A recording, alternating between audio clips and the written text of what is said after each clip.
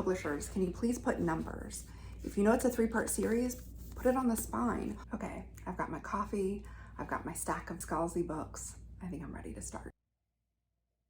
This week, John Scalzi's new book, the Kaiju Preservation Society, comes out. And Scalzi is one of those authors that I had to look it up. I read the first book that I read was 10 years ago. And after I read that book, I started reading all of his backlist. And at the time he had quite a few books published. And over the last decade, he's published even more. I have the stack of the Scalzi books we own right here. Both my husband and I love him, and I find myself recommending his books as a fun place to start in sci-fi or a good next step if you've just read something you love. And so I thought it would be fun today to do a Where to Start with John Scalzi. I'm not going to rank the books because they are so very different. But depending on what you like, you're going to want to start in different places in his backlist. Before we go any further, I have to make a disclaimer that I am not a sci-fi literature expert by any stretch of the imagination. I actually don't read a lot of sci-fi. If you watch my video about my favorite books of 2021 or what I'm looking forward to in 2022, very few of those titles are sci-fi. Here are my sci-fi credentials. I grew up watching Star Trek 2 hours a night, every night during summer break from 4 to 6 p.m. I think it was like the Fox channel had 2 hours of Star Trek: The Next Generation. Then I married another nerd. We watched all of Deep Space Nine together and cried and quoted to each other. We watched with my kids the original series, and we absolutely loved and were obsessed with Battlestar Galactica when that new one came out. That's about it. I have read Scalzi, I've read a little bit of other sci-fi, some classic sci-fi like Philip K. Dick and Ray Bradbury, and that's it. So I'm not here as an expert, I'm here as a layperson, which most of you who have been watching and hanging out with me for a long time are also just lay people who are like, sometimes read sci-fi, sometimes don't. But if you somehow ended up at this video and you're an expert, I just want to tell you, you are. You don't have to tell me in the comments. The reason I thought Scalzi is such a great author to do this with is not only is he an author that I've read so much of his backlist, but also he has a whole range of different kinds of books. My grand unifying theory is that his books can be put on a spectrum of incredibly fun, funny, fast-paced books, maybe like Catherine Valenti's space opera, if you've read that, all the way to more serious militaristic sci-fi like the show Battlestar Galactica. So there is like original Star Trek all the way to a more Picard. Yeah, like Picard. And at the fun end, often the world is the world we live in with 1 or 2 changes. So things are not that dramatically different. And at the other end, it's a whole different universe. You're in different planets, you're on a spaceship, you're traveling around space. So those are kind of the 2 spectrums. And the ones that are set in our world, I think, tend to be a little more light and fun. And the ones that are set in like a very complex world, they still have that Scalzi sense of humor, but they're more deep sci-fi, advanced sci-fi. There's more things going on that are made up, not like our real world. So let's start with where you should start based on what you already like. So I'm gonna not just compare his books to books, but also to movies, TV shows, pieces of culture, sometimes completely outside the sci-fi realm. And this is in no particular order of where I think you should start, or I think it's really just in the order that I read them or that I remembered them when I was like writing my notes for this. So let's start with the first book I read by Scalzi and that got me started on this whole read all of his backlist thing because I liked it so much, and that's Redshirts. I actually read this in 2012, which blows my mind. I love this. I highly recommend this to anybody who likes fun books. But if you really like Star Trek, you are gonna get, there is a twist in this book that I don't want to ruin by talking about. The title hints at it, but I didn't know anything about the book when I went in, and I really enjoyed it. They're on a spaceship, so things are different in that way, but I feel like it's much more grounded in real people and real relationships. In fact, I think this has a lot in common. My decades old memory of it has a lot in common with his newest book, the Kaiju Preservation Society, which I'm going to talk about at the end. Spoiler alert, I really liked it. If you like Star Trek, especially there's now a show called Lower Decks. It's a cartoon that's like set in the Star Trek universe. If you like that kind of thing, you will very much like this book. Also, if we're friends and you like any of my book recommendations, I kind of think you should just read this so that we can continue to be friends. Okay, Fuzzy Nation is the next book I read and loved. And on the spectrum of like sillier to harder sci-fi, has silly elements and it has a great sense of humor, but it's definitely set more in an alien planet where there's a lot of things that are unknown. There's a lot of new technology. And I'm going to tell you a little bit about the book, and then I'll tell you who I would recommend this book to. So in Fuzzy Nation, the main character is on an alien planet. He's a freelance worker for like a mining company or somebody that extracts resources from planets. And he gets to know the indigenous creatures, which are thought to be animals, just complete animals. They end up being sentient, but the reason why humans didn't believe they were sentient and went ahead and just completely decimated their planet in order to extract resources from it is because they're so cute. They're basically like koalas. And they're so cute and adorable. And this is actually based on an older sci-fi book, and I'll put that here with the title and I'll link it below, that was about this planet full of these cute, adorable, sentient creatures. So the main character realizes they're sentient, has to go up against the big company. It's got kind of a legal thriller edge to it for a sci-fi book. It's also about ecological damage and indigenous rights. It's so fascinating that it was written, I think, about a decade ago, and it is really applicable to a lot of the things that we are talking about today. So I looked it up after I was done seeing if I remembered the summary, and when I read this in 2014, my review said, the final quarter of the book was so riveting, I stayed up past midnight to finish it. This is the first sci-fi I've ever read that is cute. And that is totally true. I'd recommend this if you have read Catherine Valenti's space opera. There's an element there of figuring out if things are sentient or not sentient. And if you liked I haven't read a lot of Terry Pratchett, but people have told me that they liked Terry Pratchett and they liked Fuzzy Nation. Next up, Lock In. This is actually, I think, currently a 3-book series, and in this, pandemic alert, a pandemic comes and leaves a huge percentage of the population locked in their body. Very creepy, but the book does not focus on that. We jump ahead with our technology. It's very much set in our world, except for our technology has jumped ahead because of this pandemic, which is wonderful, to allow the people who are awake and conscious, but their body is completely locked up, to allow them to kind of walk around inside robot bodies. So there are androids, but they're actually humans that are back at home in this special pod, keeping their bodies regulated, walking around in robot bodies. And of course, there's some stuff about class and wealth, because only certain people can afford certain robot bodies and others are given really crappy ones by the government, if I remember correctly. I will say I recommended my husband read this book, and he started it in like April of 2020, and the first 2 pages describe the pandemic that happened, and then you move right past that and you're in this new world where it's already passed and we've already got the technology and we're operating within that world. But the first few pages just were too hard for him to get through in April of 2020. I just wanted to give that warning in case you are not going to want to read a pandemic book right now. I said that we move right past the pandemic part, and it's not about that. It's truly about set in this world. It's a detective series. You're following 2 detectives as they solve crimes. And what I found most interesting is in this book, they do not use pronouns to talk about the detective that is walking around in an android body, because there's no need to know that person's gender. And it actually took me reading someone else's review to realize we don't know the gender, because I made assumptions about the gender based on what I know about the author and based on my own life experiences.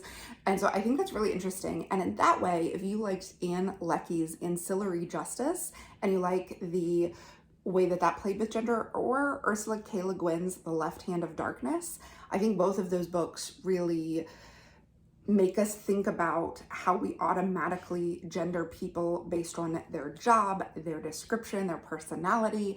And this main character, unless it happens in the future books, and I don't remember, we don't know their gender the entire time. When it comes to sci-fi, the book that these make me think the most of was actually Hank Green's, by the way, I read this long before I read these books, but as I was going back and thinking about it, Hank Green's series that starts with An Absolutely Remarkable Thing, In these books, something really, really weird happens, and we all just accept it.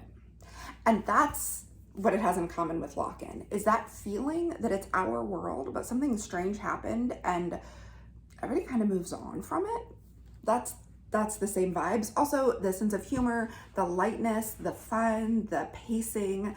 That are my Lock-In and Hank Green, or really John Scalzi and Hank Green, I think have a lot of those things in common in their writing. So if you liked An Absolutely Remarkable Thing, I think you'd like Lock-In. Now, I also try to think about what detective series this would most remind me of, since it is in fact a detective series. And the one I came up with after searching through Goodreads was, it's closest to Ellie Griffith's novels, but I don't know that a lot of you have read Ellie Griffith's novels. If you like something kind of fun and with a dry, sarcastic sense of humor, check out Ellie Griffith's. They're not at all sci-fi. They're actually really literature-based mysteries. So Lock-In is probably closer in tone to Finlay Donovan than it is to SVU when you're on like the detective spectrum, but it's not like slapstick. Like Finlay Donovan, a lot of like slapstick, hilarious, ridiculous things happen. Not so much in Lock-In. It's a little more serious than that, but the tone and how everybody talks to each other is a little funnier. Highly recommend you read Lock-In. I totally enjoyed it. I've read Lock-In and Head On, but I don't think I've read the third one yet. Okay, one of my favorite weird books by Scalzi, this is far on the very silly, fun end of the spectrum, is Agent to the Stars. So Agent to the Stars is set in our world. A guy works as a Hollywood agent, but he's really bad at it. Like, he represents actors, and he's like super low level, and an alien shows up and says, we've been here all along, and now we're ready to show ourselves to humanity. I need an agent to kind of like do PR, and it follows that story. It's very fun. I think if you like Ghostbusters, especially the more recent Ghostbusters, and honestly, the thing it reminded me of is the movie Soap with Billy Crystal, but it's set in that world of like wealth and agents and stars, like movie stars, and also aliens from the stars, and it's super fun. So if you need something lighthearted, read Agent to the Stars. Now we're getting to the portion of the recommendations where I have not read these books, but I talked to my husband about it. He's very trustworthy, and I don't want you to miss out on them because I haven't read the entire series yet. Okay, so the first series is called the Interdependency series. It starts with the collapsing empire, then the consuming fire, and then the last Emprox. I'm pretty sure, yes, okay. I'm pretty sure I have them in the right order. Also, publishers, can you please put numbers? If you know it's a 3-part series, put it on the spine. Also, we're really aggravated that these are not all the same. You know, all paperbacks or all hardbacks, but he had to read the last Emprox before it came out in paperback, as soon as it was out in hardback. So my husband absolutely loved these. Like I said, he wanted to read the last one before it was even out in paperback, even though that meant that they wouldn't all match on our bookshelves. If you like the Expanse series by James S.A. Corey, then try the Interdependency. They are fast-paced. I asked my husband where they fall on the like fun to serious spectrum, and we used the example of gory true crime book all the way to like Brooklyn Nine-Nine, with like SVU falling in there more towards the gory but not all the way gory end of the spectrum. And he said that the Interdependency is more like The Closer, in that it's serious. They do major crimes on The Closer. By the way, if this crime fiction example makes no sense in your little sci-fi loving heart, I apologize, but in this family, these are the metaphors we use. So in The Closer, they deal with major crimes, but a lot of it, the way that the friends interact and the actual like community feeling is fun and can be funny, but the funniness, it does not take away from the seriousness of what's going on. So it's fast-paced, but it's filled with competent people. That's what's going on in the Interdependency series. If you like the Interdependency, then you got to check out the Old Man's War series, which was actually Scalzi's first sci-fi series. It's 6 or 7 books long. I'll put the correct number in the description. So this is on the farthest end of like complex world building, militaristic sci-fi. The series is actually called Old Man's War. It's about a war. Jay says it's really for fans of, if you loved Battlestar Galactica, especially the first season, you'll like how this is paced and the kind of depth and world building that it goes into. I looked on Goodreads and Old Man's War, the first book in the series, has an average rating of 4.25 and it has over 174,000 ratings. That high of a rating with that many ratings is just unheard of. Like, you just don't see it. So I read Old Man's War and I absolutely loved it. I got it from the library back in around 2015 and I really loved it, but it wasn't the kind of thing I was reading a lot of at the time, so I didn't go forward in the series. Maybe I will add this to the series I need to finish along with The Expanse. Jay actually said that the series I'm probably gonna like the most is The Interdependency, because it's not so long, but also The Interdependency has a lot of really strong female characters. Okay, now that I've completely decimated my bookshelves, let's talk about Scalzi's new book that just came out this week, the Kaiju Preservation Society. Let me say, first off, that the publisher gave me a ebook ARC, advanced reader copy, which I completely appreciate. That does not impact my review at all. And I pre-ordered our own physical copy, but Amazon just hasn't delivered it yet, and I wish I had it here to hold up. I have no idea what the cover looks like, but I'll put it here so you can see. Kaiju Preservation Society is actually closer to the fun, silly side of the spectrum. Scalzi himself has said that it is like a pop song. It very much takes place in our world. In fact, it opens in March 2020. The pandemic has just begun and Jamie loses his job at a tech startup and he has to get a job as a food delivery driver. So he delivers food to a friend that he knew from college, and that guy offers him a job. He says, I have had somebody fall out of my team. I need somebody to go with me. You're gonna be out of touch from everybody you know for 6 months. And Jamie's like, yeah, cool, sounds cool. I gotta say, this sounds to me like a way to get human trafficked. And I just feel like no woman would ever say yes. And I really do not recommend you just going with somebody for a job far away for 6 months, totally out of touch with everybody you know. If watching SVU has taught me anything, it's that this is how human trafficking begins. Jamie says yes because he's a dude, and he finds out that where they're going is a alternate Earth. There's like this portal in Greenland where the barrier between the worlds is, it doesn't matter. That's not important. And he ends up on the other Earth, and there are kaiju. There are no humans, but there are kaiju, and Jamie is part of a science team that is doing research. So there's like a geologist and a physicist and a botanist, biologist, something like that. And they are studying like how the kaiju work. And so there's a lot of stuff about how the kaiju work, but I feel like it's not as like crazy deep science as something like The Martian. It's more like fun. It has explanations for everything, but there is also a scene where they talk about lampshading something. And lampshading something is a literary term for when an author like highlights something that doesn't make sense so that they can just move on with it. It's almost like by bringing your attention to the fact that, yeah, the science doesn't really make sense. They can like undercut your doubt, and so you can just more fully enter the world. And they talk about lampshading in the book, and the author is lampshading in the book. It's great. I very much enjoy that meta analysis in the text.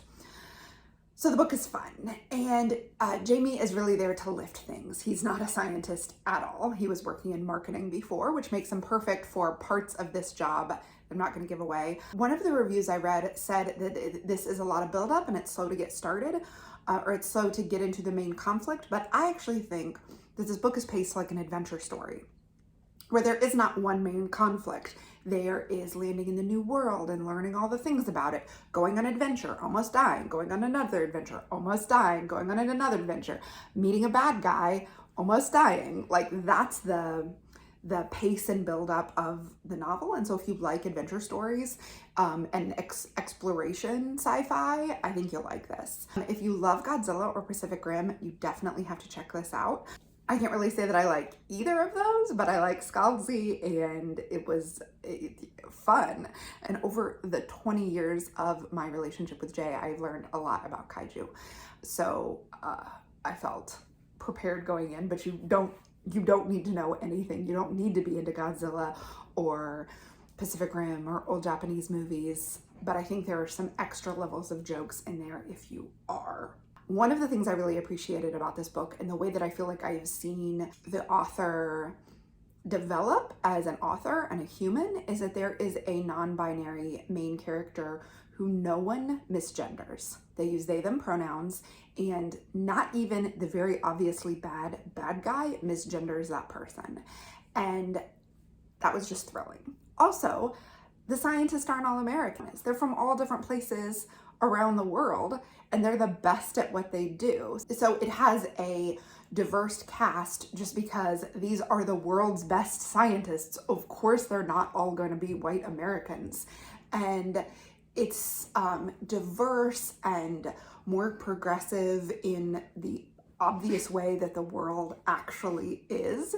And so people's identity are accepted and not lampshaded. They're just moved right on from, which really made me happy. So Jamie is just a normal guy whose job is to lift stuff in this team of scientists that he shares a suite of rooms with. And I can see, I was thinking this is very normal guy in science world, kind of. I was trying to think of what other things are like that, but that might help you to know. I can see Ryan Reynolds playing this character in the movie. Or it's maybe like Brooklyn Nine-Nine, where you are surrounded by really competent people doing an amazing job, and the main character is like the funny jokester, but he's still plenty smart and plenty good at what he does. Like, he's not a dum-dum. He's good, and he thinks things through, and he solves some problems that aren't science-based, and everybody around him is very competent and good at their job as well. And I just love when people are good at their jobs. It's very satisfying to read. If you enjoy things like The Martian, the movie, I think you'd like this.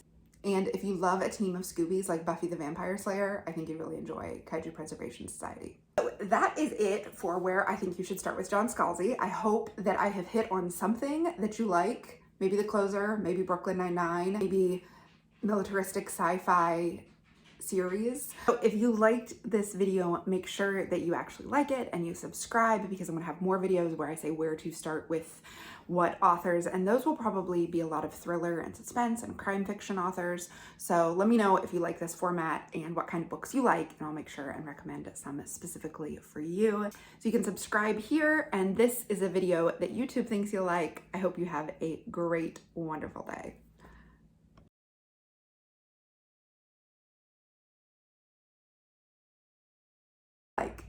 Don't come for me. Can you sit down? No, I know, sitting on the floor in front of the bookshelves is weird.